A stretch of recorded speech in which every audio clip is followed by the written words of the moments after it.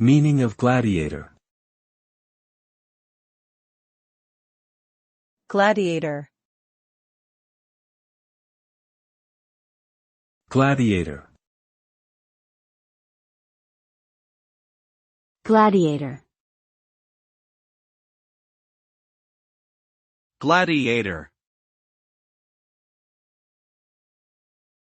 The word gladiator refers to a professional fighter in ancient Rome who would entertain audiences by battling other gladiators, wild animals, or criminals.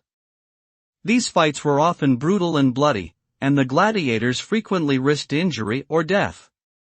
Gladiators were typically slaves or prisoners of war who were forced to fight for their survival. The popularity of gladiator matches peaked in the Roman Republic and continued into the Roman Empire until it was eventually outlawed.